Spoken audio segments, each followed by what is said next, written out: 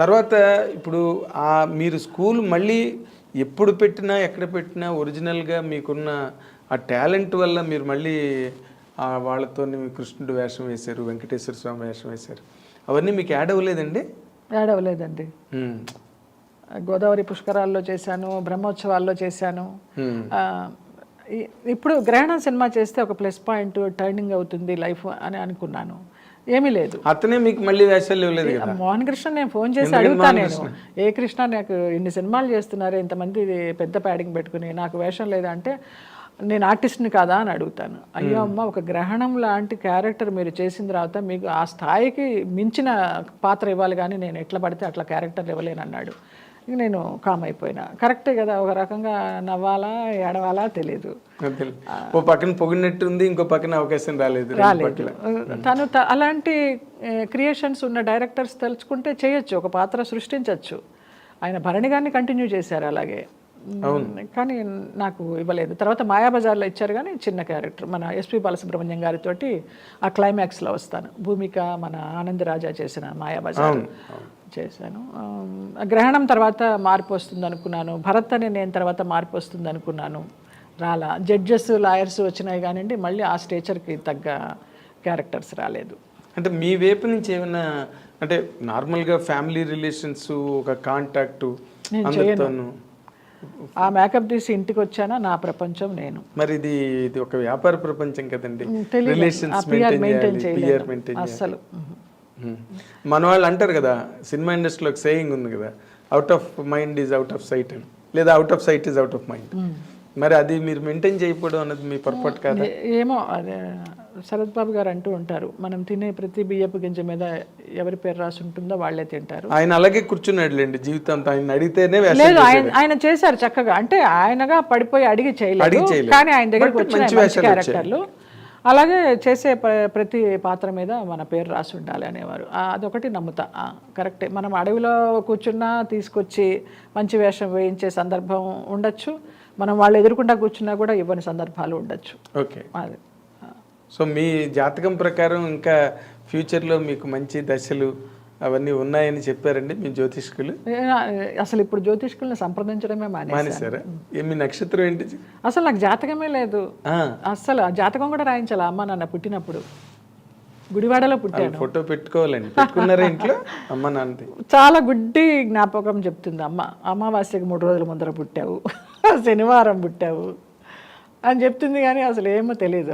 జాతకం లేదండి ఇంతవరకు. నేను ఏదో ఫేస్ రీడింగ్ అలాగా చేయి చూసి చెప్పిన వాళ్ళే కానివ్వండి, నాడి జాతకం వైదేశ్వరన్ కోయిల్ అలాంటి వాటిలో వెళ్ళిందే కానీ జాతకం లేదు. జూలై 5th అనేది కూడా నా పుట్టినరోజు ఎలా వచ్చిందంటే అది కూడా తెలియదు.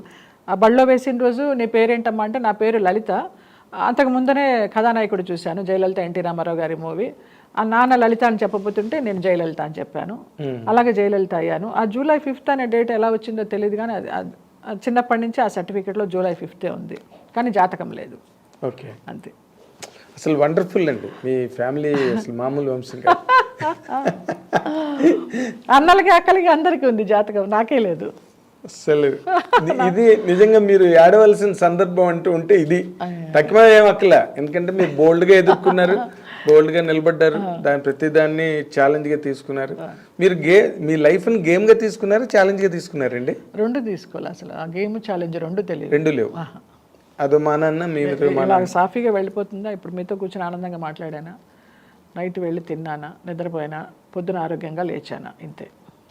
నేను ఇద్దరిని చూశానండి, బాలు గారు, ఎస్పి బాలసుబ్రహ్మణ్యం గారు, మీరు డైరెక్ట్గా మీడియాలో ధైర్యంగా yes I'm a social drinker, నేను అందరితో నేను చెప్పానేమన్నా, అందుకే చెప్పాను నిద్రే తక్కువ ఎవరు ఆడుకుంటాను, డ్రింక్ చేస్తాను, చక్కగా విహారయాత్రలు చేస్తాను, భక్తి యాత్రలు చేస్తాను, అన్నీ ఉన్నాయి, అన్ని కోణాలు ఉన్నాయి నాకు. All in one. నా ఇష్టం, నాకు సొసైటీకి సమాధానం చెప్పాల్సిన అవసరం లేదు.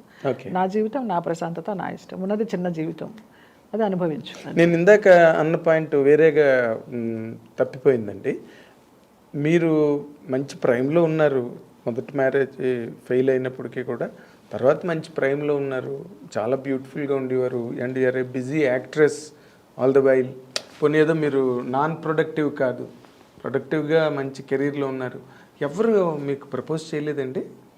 లేదు, ప్రపోజ్ చేయడాలు, పెళ్లి చేసుకుంటానని ప్రపోజ్ చేసే మహానుభావులు ఎవరు దొరకలేదు. ఉంచుకుంటామని వచ్చిన వారే కానీ ఉంచుకుంటామని అడిగారు చాలామంది అడిగారు. ఉంచుకోవడాలు నాకు వద్దు నాయన, మీరే ఉంచుకోండి, నన్ను ఇలా వదిలేయండి అని చెప్పాను. ఓకే. సో ప్రతి దాన్ని మీరు ఎంత న్యూట్రల్గా, ఎంత వేదాంతపరంగా తీసుకుని ఈ లైఫ్ని, అంటే మీ జీవితం దగ్గర నుంచి ఎవరైనా ఈ రోజున మీ తోటి నటినట్లు కానీ నూతన తరం కానీ నేర్చుకోవాలంటే ఏం నేర్చుకోవాలండి? నేను ఎవరిని నేర్చుకోమని చెప్పానండి. నేను రోల్ మోడల్ కాదు. మీరు ఒక రకంగా రోల్ మోడలే, మీరు కాదన్నా కూడా.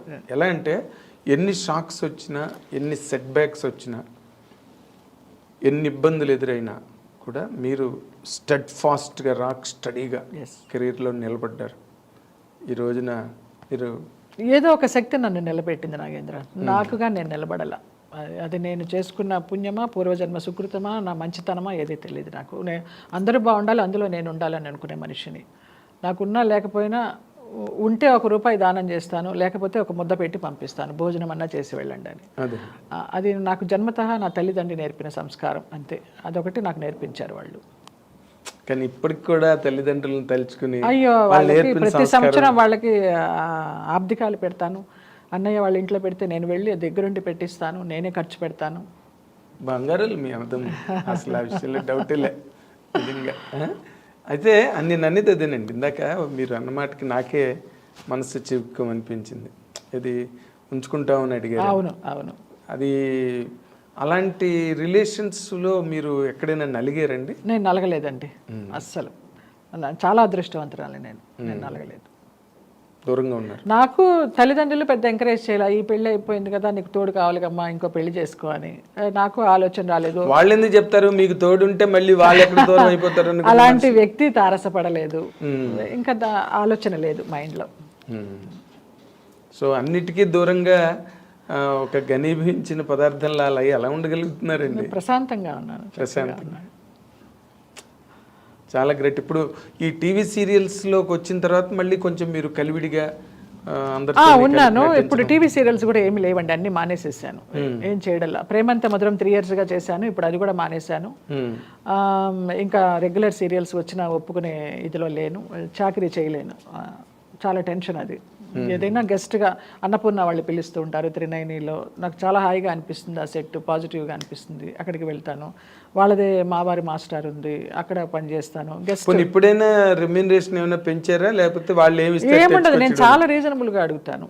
సినిమా అయితే పర్ డే ఎంత, సీరియల్ అయితే పర్ డే ఎంత, వాళ్ళు సంతోషంగానే ఇస్తారు. అమ్మ అంత నాకు కొంచెం తగ్గించండి అమ్మ అని ఎవరు అడగరు. అంటే తగ్గించేలాగా నేను మాట్లాడను, అంత హైలో అడగను.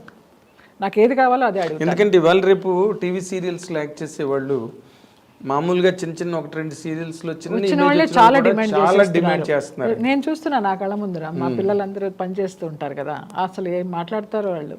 అసలు ఇంత కూడా మొహమాటం లేకుండా కాస్ట్యూమ్స్ ఇవ్వండి, ఏదన్నా మంచి అకేషను అంటే మాకు కాస్ట్యూమ్స్ ఇవ్వండి, మేము కొనుక్కోం అంటారు. డిమాండ్ చేసి తీసుకుంటారు. అవును, ఇచ్చేవాళ్ళు కూడా ఛానల్ వాళ్ళు కొంతమందికి అలాగే ఇస్తున్నారు. అంటే మరి ఇంకా తప్పనిసరి పరిస్థితులు కదండి, ప్రొడ్యూసర్ అవాయిడ్ చేస్తారు. నేను ఎప్పుడు అలాగా డిమాండ్ చేయలేదు. మీరు ఎవరిని డిమాండ్ చేయలేదు, అందుకే అడిగాను ప్రత్యేకంగా. ఇప్పుడైనా అడుగుతున్నారా, లేకపోతే ఇప్పుడు కూడా వాళ్ళు ఏం లేదు, రీజనబుల్ అమౌంట్స్. పోన్లేండి, సంతోషం. ఇదొక్కటి ఇప్పటి వరకు మీరు మాట్లాడిన దానిలో సంతోషం కలిగించే విషయం ఇదొకటి ఏంటంటే, నేను అడుగుతున్నాను నాకు ఇంత కావాలి అని అడుగుతున్నాను. లేదు.